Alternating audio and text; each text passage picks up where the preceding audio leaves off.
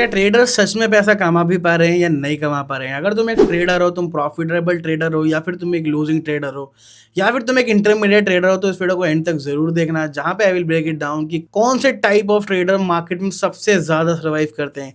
And इस video में जो पॉइंट्स मैं तुमको बताऊंगा, अगर वो तुम्हारा ट्रेडिंग हैबिट से, ट्रेडिंग स्टाइल से मैच नहीं करता ना, तो you need to change something in yourself, नहीं तो तुम ट्रेडिंग में प्रॉफिटेबल नहीं बन पाओगे। पहला चीज, लोगों को जो लगता है भाई कि एक स्ट्रैटेजी जंप करने से वो जल्दी प्रॉफिटेबल बन जाएंगे, बट ट्रस्ट मी, जितने भी प्रॉफिटेबल ट्रेडर्स होते हैं वो सब एक स्ट्रैटेजी को मल्टीपल ईयर्स तक ट्रेड करते हैं। और ऐसा कहीं भी नहीं लिखा कि एक स्ट्रैटेजी एक टाइम के बाद काम करना बंद कर देती है।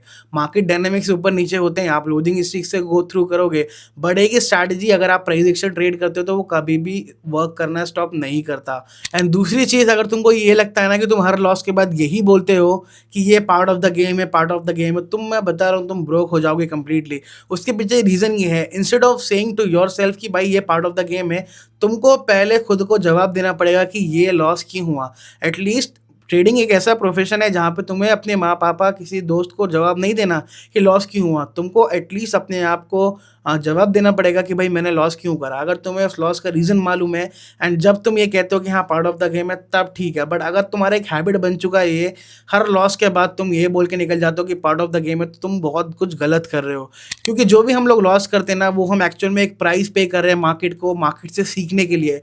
मैं हमेशा कहता हूँ तुम किसी से भी मेंटरशिप ले लो, तुम वो चीज़ नहीं सीख पाओगे जो चीज़ तुमको मार्केट लॉस करने के बाद सिखाएगा। एक ट्रेडर, एक मेंटोर तुम्हें स्ट्रैटेजी सिखा सकता है, प्राइस एक्शन समझा सकता है, दिस दैट समझा सकता है, बट वो मार्केट डायनेमिक्स में, मार्केट में जब वॉलेटिलिटी होती है, कब कौन सा डिसीजन लेना है, अपने इरेशनल डिसीजंस को कैसे कंट्रोल करना है, इमोशंस को कैसे कंट्रोल करना है, वो सिर्फ और सिर्फ तुम खुद कर सकते हो। तो इस चीज़ को याद रख लो कि अगर हर लॉस के बाद तुम्हें एक जवाब नहीं है ना तुम्हारे पास एक सॉलिड कि हाँ मेरा इस वजह से लॉस हुआ, तो तुम बहुत कुछ गलत कर रहे हो। तुम अगर हर बार ये कहते हो कि भाई पार्ट ऑफ द गेम है, पार्ट ऑफ द गेम वो लॉसेज हैं जो तुम एक गलती को बार बार रिपीट नहीं कर रहे। अगर तुम एक ही गलती को बार बार रिपीट कर रहे हो ना, तो you are doing something extremely wrong. तुमको अपने आप को पनिश करना पड़ेगा। पनिश तुम कैसे कर सकते हो कि भाई एक महीना ट्रेड करना छोड़ दो। ट्रेड करना बोले तो अगर तुम प्रॉफिट ट्रेड करते हो तो अकाउंट बाय करना छोड़ दो बिल्कुल, ठीक है। यही तरीके हैं इस चीज़ को ओवरकम करने के, वरना अकाउंट बाय करते रहोगे, अकाउंट ब्रीच होते रहेंगे एंड ये प्रोसेस चलता ही रहेगा। थर्ड थिंग मैं तुमको ये बताना चाहूँगा, you should understand the difference between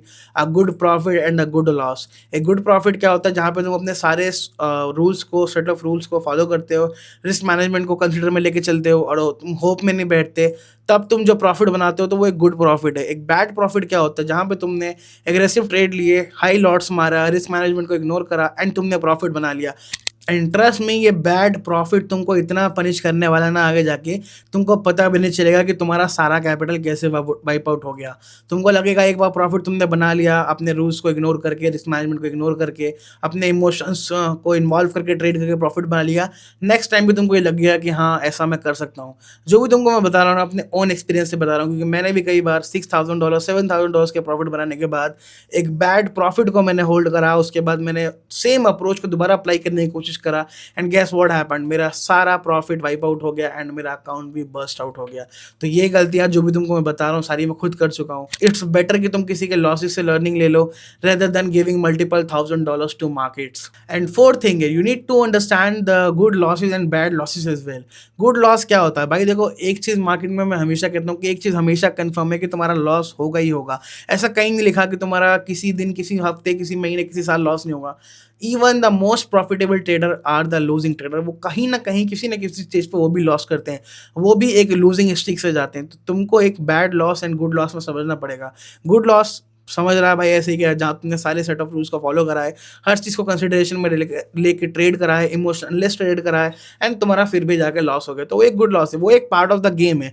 but अगर तुम एक ही मिस्टेक को बार बार कर रहे हो ना, तो वो ट्रस्ट मी वो एक बैड लॉस है। Now in 2026 I literally change a lot of thing in my trading. Starting का 2026 मेरे लिए अच्छा नहीं गया, ठीक है। मेरा 2-3 अकाउंट बस्ट आउट करे एंड देन मैंने सोच लिया, एक अकाउंट पे मैंने पे आउट देने के बाद बस्ट करा, बट मैंने एक चीज़ सोच लिया यार कि मेरे को अपना अप्रोच को थोड़ा सा और चेंज करना पड़ेगा, थोड़ा सा इसको और रिफाइन करना पड़ेगा। क्यों? क्योंकि अगर मैं ऐसे ट्रेड करूंगा, अगर मैं सेम गलतियों को बार बार दोहराऊंगा ना, तो मेरे को आउटकम भी सेम मिलेगा। मैं अकाउंट पास कर लूंगा, 10 में से मैं 4 अकाउंट पास कर लूंगा, उसमें से मैं 2 अकाउंट पे पे आउट ले लूंगा, पर एक पे आउट लेने के बाद मैं अकाउंट को फिर से बस्ट कर दूंगा।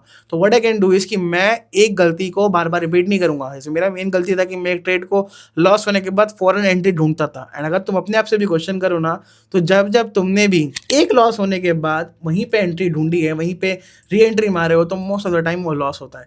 तो what we can do is कि हम अपने जो मेजर लॉसेज आ रहे हैं, जो बैड लॉसेज, उसको कट आउट करें। एंड एक प्रॉफिटेबल ट्रेडर वही होता है जो अपनी स्ट्रेंथ को और ज़्यादा मजबूत करता है, जहाँ से उसको प्रॉफिट्स आते हैं उस पर और ज़्यादा फोकस करता है। एंड जिस तरीके से, जिस सेशन से, जिस पेयर से, जिस इंस्ट्रूमेंट से, और यू कैन से जिस टाइम फ्रेम पे सबसे ज़्यादा लॉसेज आते हैं ना, उसको कट आउट करना है।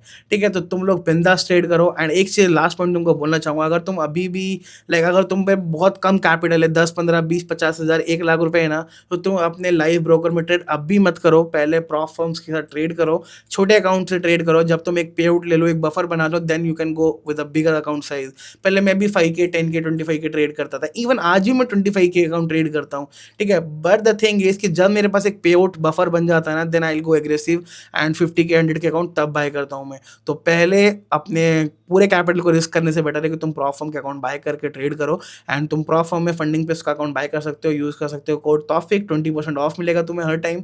एंड अगर तुमको फंडिंग पे इसके अलावा कोई और फर्म को चेकआउट करना है ना, तो तुम प्रॉप फर्म मैच पे जाके देख सकते हो कौन सी फर्म कैसा परफॉर्म कर रही है, कौन सी फर्म तुम्हारी ट्रेडिंग स्टाइल के लिए बेटर है। एंड वहाँ पे तुम्हें सारे तुम्हारे क्वेश्चंस के जवाब मिल जाएंगे। एंड जब तुम प्रॉप फर्म मैच पे जाओ, तो वहाँ पे जब अपना प्रॉप फर्म को सेलेक्ट कर लो, देन उसके बाद तुम एक बार जाके उस प्रॉप फर्म की वेबसाइट पे जाके फ्रिक्वेंटली आस्क्ड क्वेश्चन में सारे रूल्स को रीड आउट कर लेना, कहीं कुछ मिस ना हो जाए और तुम्हारा अकाउंट ब्रीच ना हो जाए। And thank you so much for watching this video. अगर तुम्हें इस वीडियो में थोड़ा सा भी नॉलेज मिला, तो मेक श्योर तुम इस वीडियो को लाइक, कमेंट, शेयर एंड इस चैनल को सब्सक्राइब जरूर करना। I will see you all in the next video. Till then, stay safe from the markets. Bye bye.